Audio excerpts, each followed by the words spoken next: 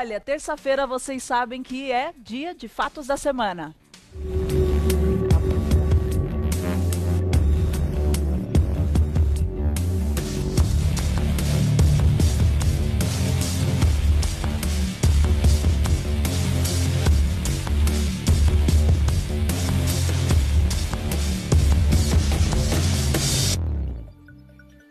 O julgamento do recurso apresentado pelo ex-presidente Lula no processo do Triplex, em Guarujá, será realizado nesta terça-feira, dia 24, em Porto Alegre. Em julho de 2017, Lula foi condenado pelo juiz Sérgio Moro, responsável pela Operação Lava Jato na primeira instância, a 9 anos e 6 meses de prisão por corrupção passiva e lavagem de dinheiro no processo envolvendo um triplex no Guarujá. A acusação foi de ocultação da propriedade do imóvel recebido como propina da empreiteira OAS em troca de favores na Petrobras. Outros 2 réus no mesmo processo também foram condenados e 4 absolvidos. A Justiça Federal no Paraná também determinou o bloqueio de 16 milhões de reais, estabelecido como dano mínimo, e o sequestro do apartamento. A sentença publicada em julho de 2017 permitiu que o ex-presidente recorresse em liberdade. O julgamento do recurso apresentado pelo petista nesse processo é aguardado para amanhã em Porto Alegre. E os detalhes você acompanha agora aqui no Revista da Cidade. E para conversar sobre o assunto, doutor Eduardo Leite, seja bem-vindo. Bom dia. Bom dia, tudo bem? Eu Tudo ótimo. Só fazendo uma correção, nós falamos que o julgamento seria hoje, mas vai acontecer amanhã, tá bom? Só fazendo essa correção. Bom, a gente vem acompanhando inúmeros outros julgamentos, acusações em si, mas a gente vai falar mais propriamente desse. Como vai funcionar esse julgamento amanhã do ex-presidente Lula? Esse é um julgamento atípico, né? A nação toda espera o resultado final desse caso do Lula, especialmente dessa primeira condenação que ele teve. Ele tem outros processos, obviamente, que estão tramitando na primeira instância, mas esse aí é o foco hoje, porque esse julgamento, de acordo com uma decisão do Supremo Tribunal Federal, se for confirmada a condenação, num primeiro momento, né, ou seja, de uma forma bastante talvez até pragmática, ele ficaria inelegível. Tá? Isso, ele não poderia se candidatar. Não poderia se candidatar na eleição de 2018. Né? Teria que, na verdade...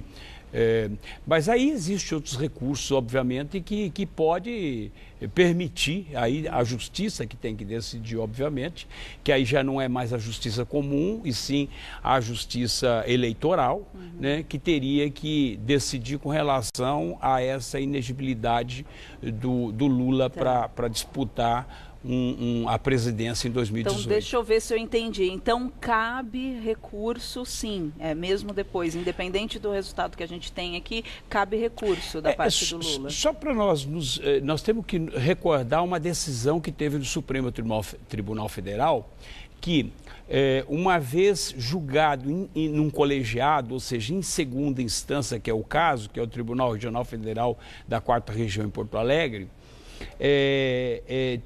teria em que pese outros recursos ainda poderem no STJ, do Supremo Tribunal Federal, a princípio, numa decisão colegiada do Supremo Tribunal Federal. Então, naquele momento, na segunda instância, uma vez confirmada a decisão de primeira, obviamente isso já poderia ser início de cumprimento de pena e já declararia a inegibilidade daqueles que forem condenados em segunda instância. Essa decisão é uma decisão que vale para qualquer brasileiro, tá? Ou seja, para qualquer cidadão. Então, obviamente, se o Lula não tiver um tratamento diferenciado, evidentemente prevalece a decisão do Supremo Tribunal Federal, que, obviamente, ele deveria de iniciar o cumprimento de pena somado à inegibilidade. né? Tá? Isso é uma decisão num primeiro momento. Tá, nós acompanhamos muitas acusações. Esse julgamento de amanhã, qual que é a acusação mais especificamente? Esse é o caso do triplex, né? Ou seja, ele foi condenado em primeira instância pela 13ª Vara Criminal Federal de Curitiba, onde ele teve 9 anos e 6 meses de condenação. A defesa, obviamente, não satisfeita com aquela condenação, recorreu, mas também o Ministério Público Federal também recorreu. Tá? Então, há o recurso pela defesa e o recurso por parte da acusação, porque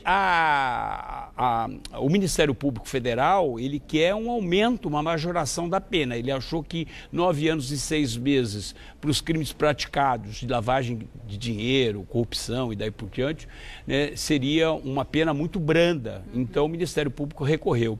E aí agora a defesa, obviamente, quer a absolvição, porque alega que não existe provas de que teria configurado os crimes, né? A materialidade, sobretudo, e os crimes que ele foi denunciado, e por essa razão pede absolvição. E hoje saiu uma nota, inclusive, que e é uma coisa muito interessante, porque isso é uma prerrogativa da defesa.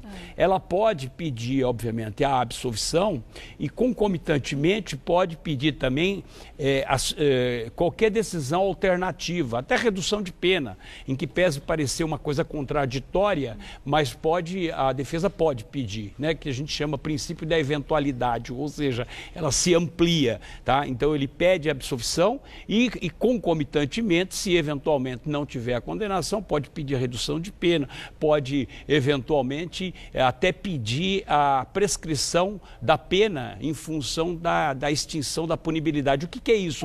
Prescrição da pena e extinção da punibilidade. Só para ficar claro para o telespectador, o Estado ele tem um prazo para processar e punir o acusado, né, e o condenado, sobretudo. E se decorrer o prazo de que o Estado não tem a possibilidade de punir, então o que acontece? Chega um determinado momento, passado aquele prazo, há uma extinção da pena, ou seja, não há mais o que se cumprir a pena. Agora eu quero ressaltar, em que pese a defesa ter pedido, nesse caso específico, ela não está prescrita. A pena não está prescrita. Leva quanto tempo para prescrever? São vários prazos que você tem. Você tem um primeiro momento, uma contagem de prazo em penas abstratas, ou seja, eu não tenho a quantidade de pena, então ela vem de uma forma abstrata, né? E depois que você tem a condenação, aí tem uma tabelinha que você aplica. Tá? Como a questão foi 2009... e de lá para cá, obviamente, tem o decurso do prazo. Sim. Então, nós estamos em 2017, nós estamos falando de 9 anos, então a alegação de que a defesa fez agora e que saiu hoje é justamente de que há uma extinção da punibilidade. Então, teoricamente, né, ou seja, teoricamente isso, o ex-presidente não teria mais pena a ser cumprida, tá? Que aí haveria a extinção. A maioria dos casos, inclusive, nós temos ouvido isso muito ser divulgado, principalmente os processos que tramitam dentro do Supremo Tribunal Federal, que não tem possibilidade de julgar todos aqueles casos, principalmente de crimes praticados por políticos, eles chegam à extinção da punibilidade, ou seja, a prescrição do crime. Ou seja, é acusado, mas prescreve aquela pena e aí ele não cumpre. Porque o Estado não tem possibilidade de fazer justiça, ou seja, tramitar o processo e, sobretudo, a condenação e, obviamente, encerrar todos os recursos que nós chamamos o trânsito em julgado. E leva muitos anos essa questão da pessoa ter a possibilidade de entrar com recurso, aí você tem a possibilidade de entrar, obviamente acaba prescrevendo. O Brasil é um caso muito estranho, porque na maioria das vezes, a pena acaba se extinguindo por falta de condição do Estado fazer com que seja cumprida aquela pena. Isso acontece normalmente nos processos que tramitam no Supremo Tribunal Federal. Por quê? Porque, na verdade, você tem 11 ministros para julgar uma quantidade imensa de processos, né? E que o Supremo Tribunal Federal ele não tem estrutura para, obviamente, fazer todo aquele processamento, formação de culpa, a busca de provas. Então acaba vindo essa extinção da punibilidade. Isso é comum dentro do Supremo Tribunal Federal. Os casos de recurso aqui, em muitas possibilidades que a gente vê, e tem casos também que a pessoa realmente não tem culpa naquela situação, e aí ela tem essa chance de poder provar que não cometeu tal crime, né? Por isso que existe o recurso, não é? O recurso agora, com relação, se for confirmada, porque nós temos algumas soluções que podem ser dadas agora no julgamento de quarta-feira de amanhã. A primeira é a busca da absolvição, que é o que a defesa quer. Sim. A segunda é a condenação, né? E essa condenação ela pode ter a majoração da pena, se for porque há um recurso do Ministério Público. A terceira é uma condenação e o reconhecimento da extinção da punibilidade, ou seja, não há mais o que se falar em pagar aquela dívida à sociedade, né, que de uma certa forma, é um pouco injusto, mas, de qualquer forma, esse é o preço que a sociedade paga quando o Estado não tem condição. No caso do Lula, eu não fiz a contagem de prazo, mas me parece que não está extinta a punibilidade. Mas é um direito da defesa de requerer, de pedir, obviamente. Aí depende de uma contagem, suspensão de... É uma questão muito técnica. É uma Sim. questão muito técnica para a gente poder explicar. Claro. Tá? E a outra situação é, havendo uma condenação ou uma absolvição, tanto o Ministério Público pode recorrer para o Supremo Tribunal Federal, como também para o Superior Tribunal de Justiça, para as duas cortes, né? E se houver uma condenação, também a defesa pode recorrer.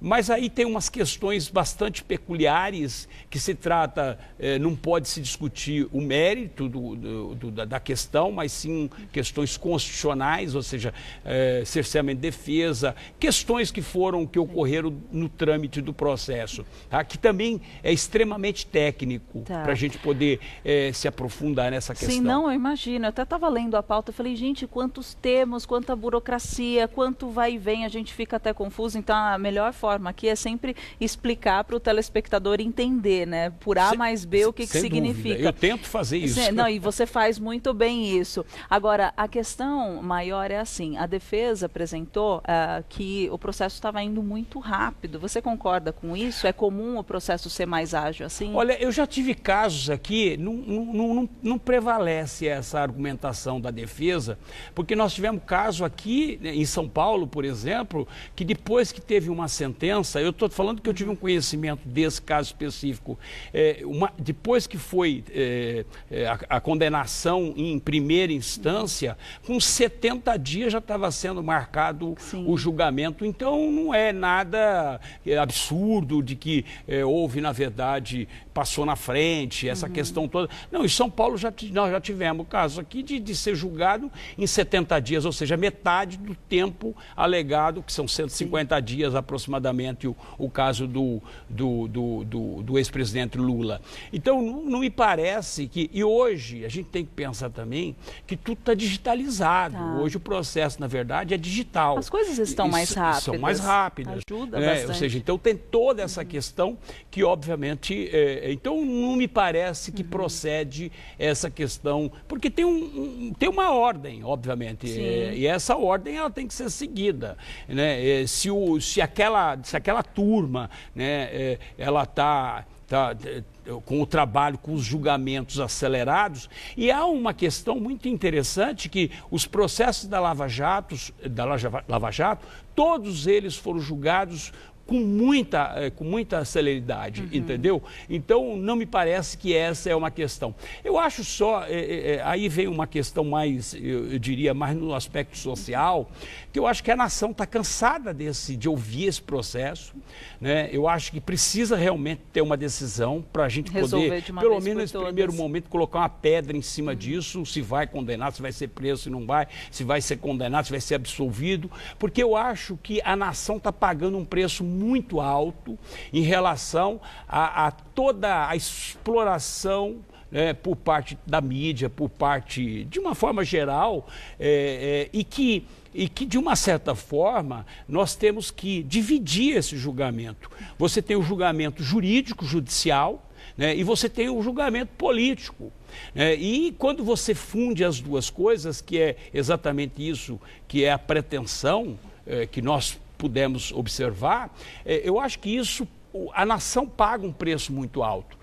Eu acho que não pode se confundir. Quem vai decidir se o ex-presidente Lula vai disputar a candidatura, vai ser candidato à presidência da República em 2018, é um outro tribunal, que é eleitoral, que é o Tribunal Eleitoral. É ele que vai se posicionar se ele vai acatar aquela decisão em segunda instância, se não vai acatar, né? E ainda por cima, mesmo que ele venha a disputar, se ele vai ser diplomado, se não vai ser diplomado, entendeu? Então eu acho que a nação está pagando um preço muito alto por isso, né? Nós estamos pagando um preço exageradamente alto, né? Tem uma questão política envolvendo essa questão que chega a ser até transnacional, que envolve outras nações, né? Que acaba se envolvendo, né? Ou seja, que acha que é uma perseguição política, e não é questão de perseguição política. Se você tem indícios de crime, o que a justiça tem que fazer é apurar se houve ou não, e a justiça se pronunciar. O que para mim é inadmissível por exemplo, nessa discussão política, você pega, por exemplo, a semana passada, a senadora Gleisi Hoffmann fez um pronunciamento extremamente lamentável, quando chegou a até pressionar que se o presidente Lula for preso, muita gente vai morrer. Isso é uma irresponsabilidade tão grande por parte de uma senadora, que isso sim, ou seja, apologia ao crime é também crime. As pessoas têm que entender que o que ela fez semana passada, depois ela tentou se explicar, dizendo que era força de expressão, mas não é força de expressão, porque a gente tem percebido claramente de que estão fazendo uma pressão, estão fazendo aí uma apologia ao crime, que obviamente isso, na minha percepção, é muito perigoso para o Brasil. E eu acho que nós já percebemos claramente que muitas pessoas já morreram com invasão de terra, com esses movimentos do sem terra. Nós sabemos, isso a justiça já se manifestou em relação a isso. Então eu acho que essas declarações, elas são infelizes, né? Sobretudo apologia ao crime, que é crime, as pessoas têm que entender, é crime. Eu tenho visto muito nas redes sociais pessoas se manifestando, vamos para Porto Alegre, vamos botar para quebrar, não sei o quê. Não é assim que funciona, nem a justiça funciona dessa forma, porque aí nós estamos pelo menos esses grupos estão fazendo uma demonstração de força, e assim não se faz justiça, entendeu?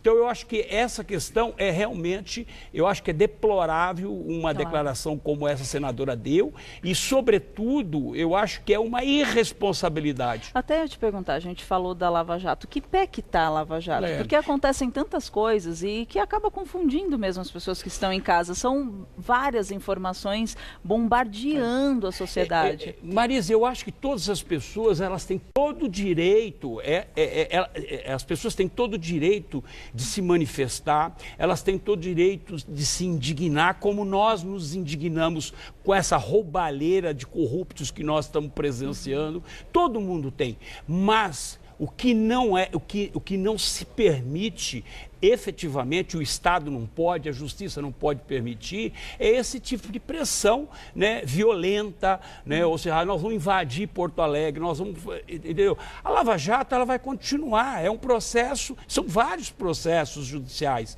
Muitas pessoas já foram condenadas, muitas pessoas estão cumprindo pena, políticos estão cumprindo penas, muitas outras pessoas já foram presas. Hoje mesmo nós tivemos mais gente presa do Rio de Janeiro, no Rio de Janeiro e em São Paulo. Então, essa questão a força-tarefa, a Lava Jato, ela tem que continuar e chegar até o fundo do poço. Claro. Ou seja, apurar e mandar para a cadeia quem efetivamente dilapidou esse país, quem na verdade acabou com esse país, quem destruiu economicamente e financeiramente esse país. Doutor Eduardo, muito obrigada pelos esclarecimentos, pelo seu posicionamento aqui. A gente fica de olho em tudo que acontece mesmo e tentando deixar de um jeito mais claro, cada vez mais claro, para você entender para onde que vai chegar isso. E eu acho importante colocar que isso não estamos falando de um determinado partido, é qualquer partido. É um conjunto deles, né? Quem quiser entrar em contato com o doutor Eduardo, é Eduardo César Leite, só assim, lá no Facebook. Eduardo César Leite, muito obrigada. Eu que agradeço, uma boa semana para você também. E vamos torcer para que as coisas aconteçam da forma mais tranquila possível e que a justiça